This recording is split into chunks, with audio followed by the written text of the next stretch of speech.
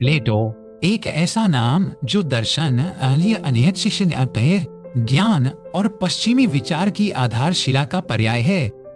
उनका जन्म लगभग 420 या ईसा पूर्व एथेंस के एक समृद्ध और प्रभावशाली परिवार में हुआ था। यह है और इन्हें लेकिन उनके शारीरिक डील डोल के कारण उन्हें प्लाटोन चौड़े कंधे वाला उपनाम मिला।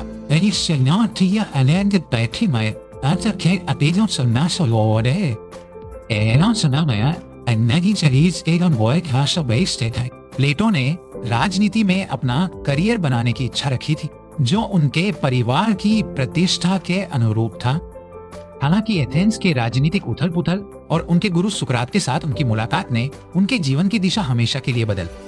सुकरात, जो अपने संवादों और प्रश्नोत्तर शैली के लिए जाने जाते थे, ने प्लेटो पर एक अमिट छाप छोड़ी। प्लेटो सुकरात के सबसे समर्पित शिष्यों में से एक बन गए और उनके दार्शनिक विचारों को आत्मसात कर लिए। ईसा पूर्व में जब एथेंस की सरकार ने सुकरात को अधर्म और युवाओं को भ्रष्ट करने के आरोप में मौत की सजा दी, तो प्लेटो को गहरा आघात लगा। इस घटना ने उन्हें लोकतंत्र और राजनीति की प्रकृति पर गहराई से सवाल उठाने के लिए प्रेरित किया। सुकरात की मृत्यु के बाद प्लेटो ने लगभग 1 दशक तक मिस्र, इटली और सिसिली सहित विभिन्न स्थानों की यात्रा की।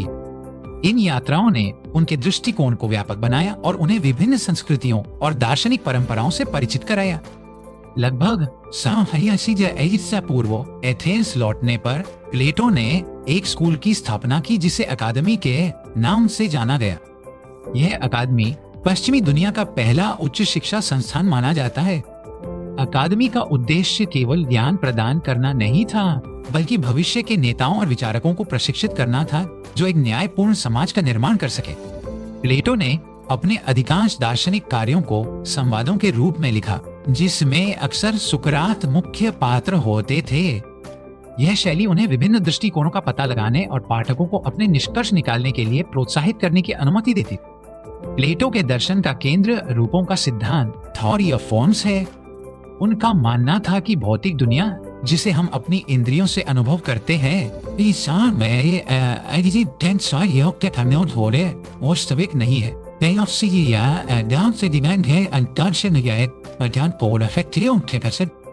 वास्तविक दुनिया रूपों या विचारों का एक उच्च क्षेत्र है।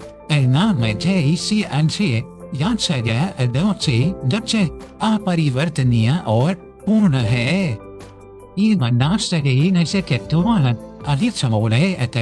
हम दुनिया में कई सुंदर चीजें देखते हैं, लेकिन वे सभी सौंदर्य के पूर्ण रूप में भाग लेती हैं।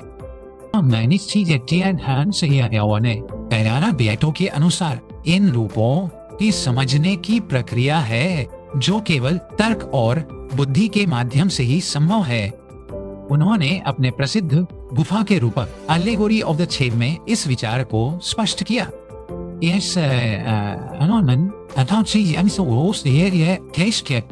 स्वरूपक में कैदी उन लोगों का प्रतिनिधित्व करते हैं जो केवल भौतिक दुनिया की छाया को ही वास्तविकता मानते हैं।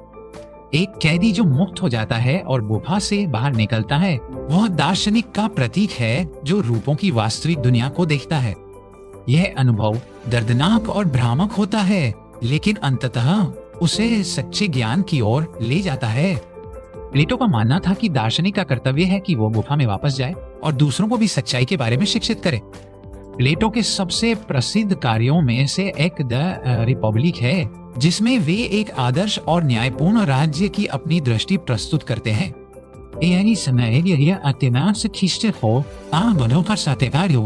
समाज को 3 वर्गों में विभाजित किया गया है। और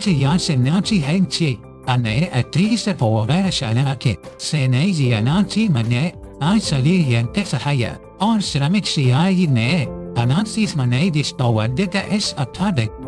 प्लेटो का तर्क था कि केवल दार्शनिक ही शासन करने के लिए उपयुक्त हैं, क्योंकि केवल वे ही अच्छाई के रूप को समझते हैं। ये दार्शनिक राजा निजी संपत्ति या पारिवारिक संबंधों से रहित होंगे ताकि वे केवल राज्य के कल्याण पर ध्यान केंद्रित कर सकें। राज्य की शिक्षा प्रणाली को नागरिकों को उनकी प्राकृतिक क्षमताओं के अनुसार सही वर्ग में रखने के लिए डिजाइन किया जाएगा। प्लेटो ने आत्मा के 3 भागों का सिद्धांत भी दिया।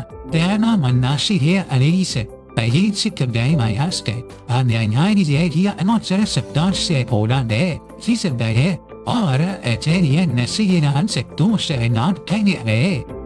एक न्यायपूर्ण व्यक्ति में तर्क आत्मा के अन्य 2 भागों पर शासन करता है। है ठीक उसी तरह जैसे दार्शनिक राजा राज्य पर शासन करते हैं।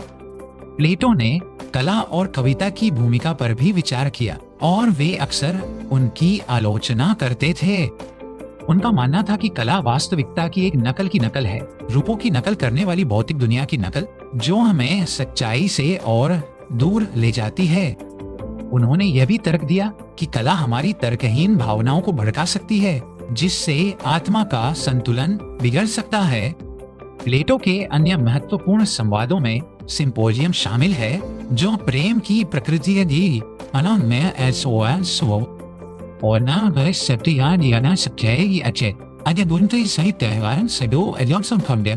जिसमें सुकरात अपनी मृत्यु से पहले आत्मा की अमरता पर चर्चा करते हैं। प्लेटो का काम केवल दर्शन तक ही सीमित नहीं था। उन्होंने गणित,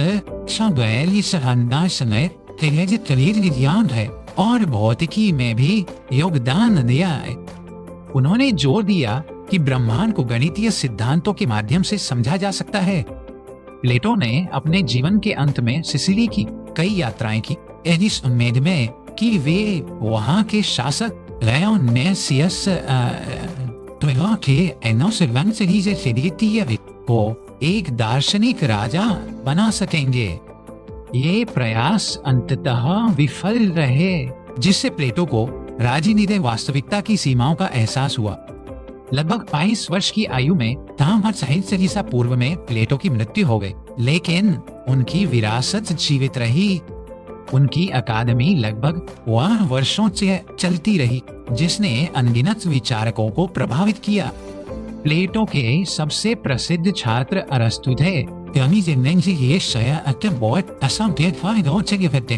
हालांकि उन्होंने अपने गुरु के कई विचारों को चुनौती दी। प्लेटो के लेखन को संरक्षित किया गया और सदियों से इसका अध्ययन किया जाता रहा है, जो पश्चिमी दर्शन का आधार बना हुआ है। बच्चों में इस्लामी दर्शन और पुनर्जागरण मानवतावाद में स्पष्ट है। दार्शनिक अल्फ्रेड नॉर्थ व्हाइटहेड ने प्रसिद्ध रूप से कहा कि पश्चिमी दार्शनिक परंपरा प्लेटो के लिए फुटनोट्स की एक श्रृंखला है। प्लेटो ने हमें सिखाया कि हमें अपनी इंद्रियों द्वारा अनुभव की जाने वाली सतह से परे देखना चाहिए। उन्होंने एक ऐसे समाज की कल्पना की जो ज्ञान और न्याय पर आधारित हो। उनके विचार आज भी प्रासंगिक है। नैतिकता राजनीति और वास्तविकता की प्रकृति के बारे में सोचने के लिए चुनौती देते हैं। प्लेटो का जीवन इस बात का प्रमाण है कि विचार दुनिया को बदल सकते हैं। उन्होंने एक ऐसी बौद्धिक यात्रा शुरू की जो आज भी जारी है, क्योंकि हम अभी भी उन्हीं सवालों से जूझ रहे हैं जो उन्होंने सबसे पहले उठाए थे। प्लेटो का दर्शन केवल एक ऐतिहासिक जिज्ञासा नहीं है, बल्कि यह आत्मखोज और दुनिया को समझने का एक जीवंत मार्ग है। उन्होंने हमें दिखाया कि एक अनपेक्षित जीवन जीने लायक नहीं है। प्लेटो की विरासत हमें हमेशा उच्च सत्यों की तलाश करने और एक बेहतर दुनिया बनाने का प्रयास करने के लिए प्रेरित करती है। उनके संवाद केवल शुष्क ग्रंथ नहीं है, बल्कि वे नाटकीय और आकर्षक हैं।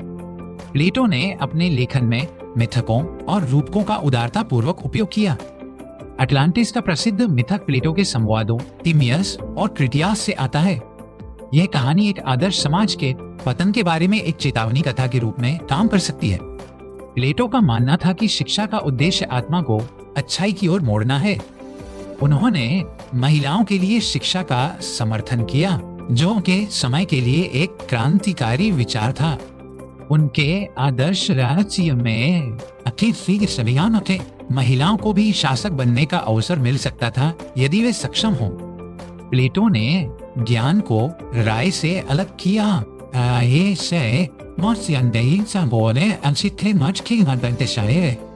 जबकि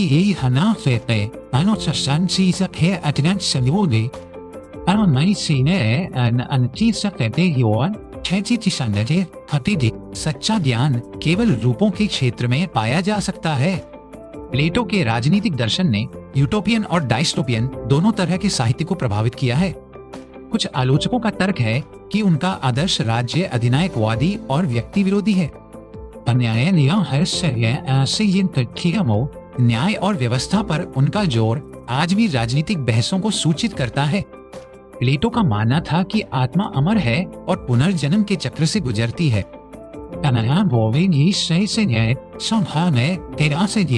याद करने की एक प्रक्रिया है अनमनेसिस, जो हमारी आत्मा ने पिछले जन्मों में सीखी थी। प्लेटो के ब्रह्मांड विज्ञान ने पृथ्वी को ब्रह्मांड के केंद्र में रखा।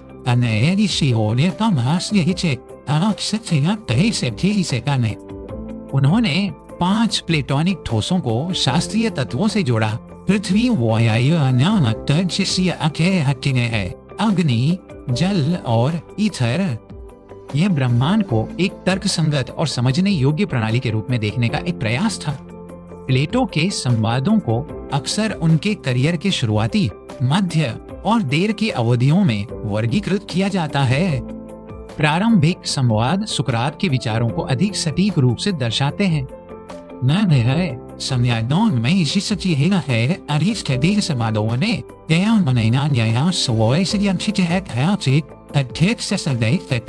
प्लेटो अपने स्वयं के सिद्धांतों को विकसित करना शुरू करते हैं। देखिए संवाद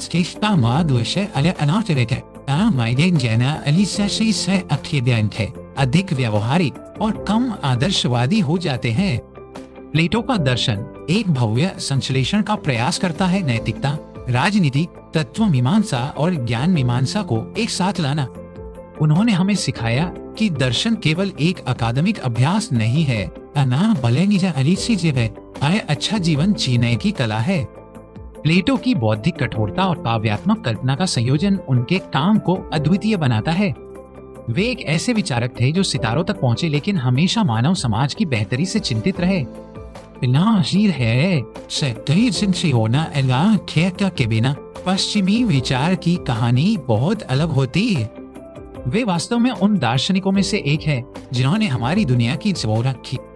प्लेटो ने तर्क दिया कि लोकतंत्र खतरनाक हो सकता है क्योंकि यह अज्ञानी जनता की इच्छाओं के प्रति संवेदनशील होता है।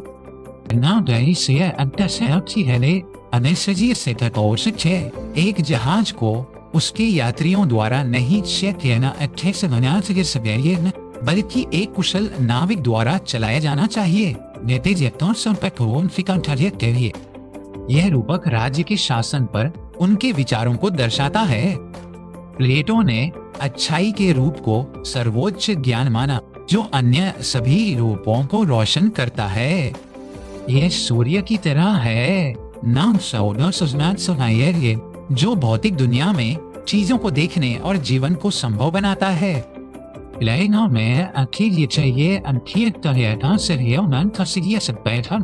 सौंदर्य सत्य और अच्छाई का एक मार्ग था। उनका मानना था कि शारीरिक सौंदर्य के प्रति आकर्षण हमें आध्यात्मिक सौंदर्य और अंततः सौंदर्य के रूप की ओर ले जा सकता है। प्लेटो के विचार इतने प्रभावशाली थे कि उन्हें अक्सर दिव्य प्लेटो कहा जाता था। उन्होंने अपने पीछे एक विशाल और चुनौतीपूर्ण विरासत छोड़ी है। उनके काम का अध्ययन करने के लिए धैर्य और सावधानी पूर्वक व्याख्या की आवश्यकता होती है। प्लेटो ने हमें सिखाया कि प्रश्न पूछना उत्तर खोजने से ज्यादा महत्वपूर्ण हो सकता है। उनकी संवाद शैली हमें दिखाती है कि दर्शन एक सहयोगी और संवादात्मक प्रक्रिया है। प्लेटो ने वास्तविकता की दोहरी दृष्टि प्रस्तुत की, दृश्यमान दुनिया और बोधगम्य दुनिया। दृश्यमान दुनिया इंद्रियों के माध्यम से जानी जाती है और हमेशा बदलती रहती है। बोधगम्य दुनिया तर्क के माध्यम से जानी जाती है और शाश्वत और अपरिवर्तनीय है। ऋषिगान में एक दार्शनिक वो है जो इन दो दुनियाओं के बीच यात्रा करता है। उन्होंने रिपब्लिक में न्याय को व्यक्तिगत और सामाजिक सद्भाव के रूप में परिभाषित किया। जब आत्मा या राज्य का प्रत्येक भाग अपना उचित कार्य करता है तो न्याय प्राप्त होता है। प्लेटो के विचार आज भी शिक्षा के दर्शन को प्रभावित करते हैं। पाठ्यक्रम को छात्रों को अमूर्त तर्क की ओर ले जाने के लिए डिजाइन किया जाना चाहिए। प्लेटो का मानना था कि गणितीय दार्शनिक बनने के सबसे करीब होते हैं, क्योंकि गणित हमें इंद्रियों की दुनिया से दूर और शुद्ध तर्क की दुनिया में ले जाता है।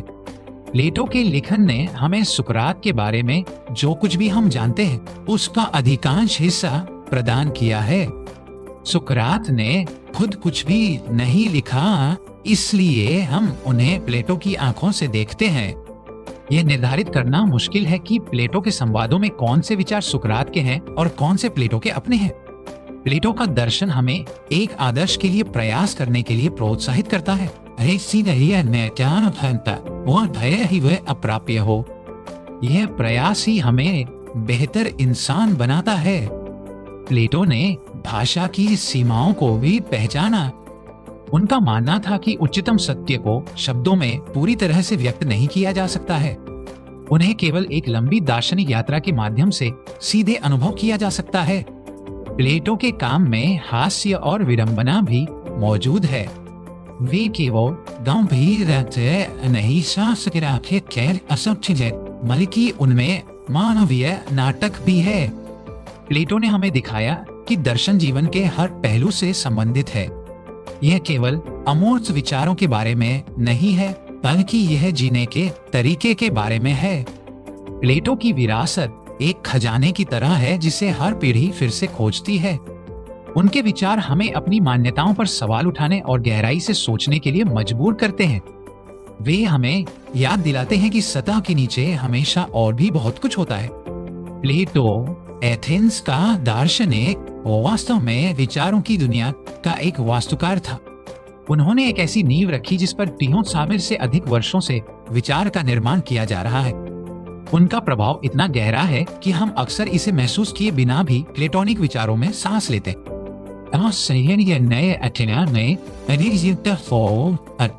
सौंदर्य, इन अवधारणाओं के बारे में हमारी समझ प्लेटो द्वारा गहराई से आकार दी गई है। प्लेटो की अकादमी ने अरस्तु जैसे दिग्गजों को जन्म दिया, जिन्होंने अपने स्वयं के दार्शनिक साम्राज्यों का निर्माण किया।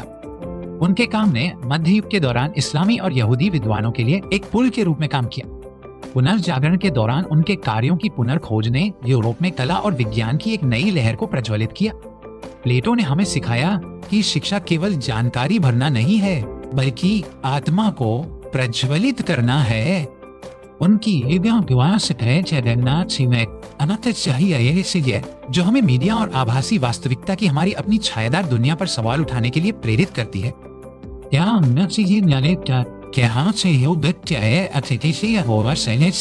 जिसे हम गलती से वास्तविकता समझ बैठे हैं। प्लेटो का दार्शनिक राजा का विचार विवादास्पद बना हुआ है, जो विशेषज्ञ शासन और लोकतंत्र के बीच तनाव को उजागर करता है। क्या हमें उन लोगों द्वारा शासित किया जाना चाहिए जो सबसे अच्छा जानते हैं, या सभी की आवाज सुनी जानी चाहिए?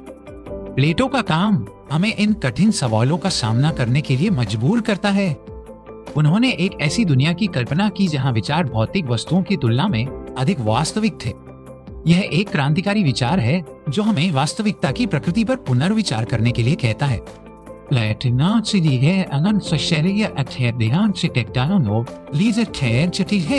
सबसे सार्थक जीवन वो है जो ज्ञान और पुण्य की खोज में समर्पित हो।